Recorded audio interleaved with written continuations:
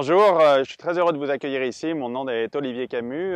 Je suis chef de produit Can-Am Side by Side Global, c'est-à-dire pour la division Amérique du Nord et aussi pour la division internationale. Et je suis très heureux aujourd'hui de pouvoir vous présenter le nouveau Can-Am Defender. Donc Defender a été pensé autour de trois piliers clés qui le caractérisent et puis qui font en sorte aussi qu'il se distingue par rapport à la compétition d'aujourd'hui. Le premier, c'est Defender est robuste. Alors pourquoi est-ce qu'on peut dire que Defender est robuste? Tout d'abord, c'est à cause de ses moteurs.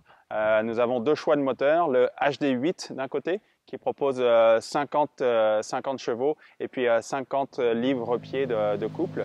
Et l'autre option que nous offrons aussi aux clients, c'est le HD10, qui est un 976 cm3, qui lui aussi offre une belle proposition de valeur puisqu'il a 72 chevaux et puis 61 livres-pieds de couple, qui est cette fois-ci, lui, 21% plus efficace que son principal concurrent, qui est le Ranger 900. Donc le deuxième élément qui me fait dire que Defender est robuste, c'est sa transmission que nous avons complètement développée spécifiquement pour Defender. Alors cette transmission, nous l'appelons la Pro Torque CVT. Qu'est-ce qu'elle a de particulier? Tout d'abord, c'est ce que nous appelons le QRS, le Quick Response System, ce qui fait que l'engagement entre les poulies et les courroies est optimisé et ça me permet donc une meilleure réponse, notamment lors des vitesses réduites. Le troisième élément qui nous fait dire aussi que Defender est robuste, c'est son châssis.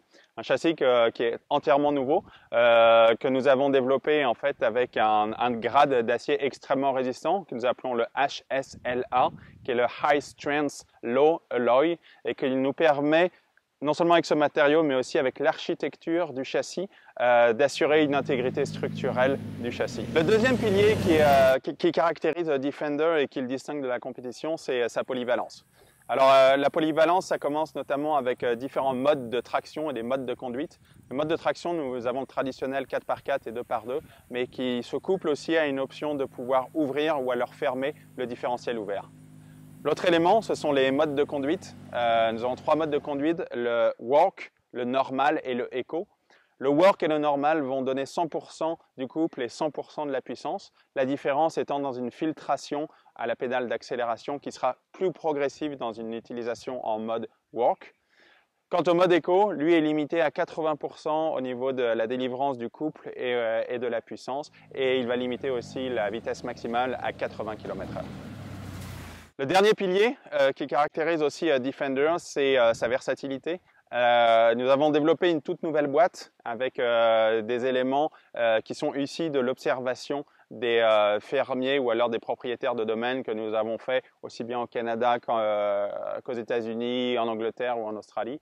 Et avec des solutions simples comme par exemple des cavités pour mettre des seaux de 5 gallons ou alors 14 points d'attache au niveau des accessoires, un équilibre pensé pour que la benne puisse se basculer de façon efficace, ou alors d'avoir un haillon qui soit amovible et puis qui puisse supporter une charge de 250 livres, pour lesquels nous sommes d'ailleurs les seuls à le proposer dans l'industrie.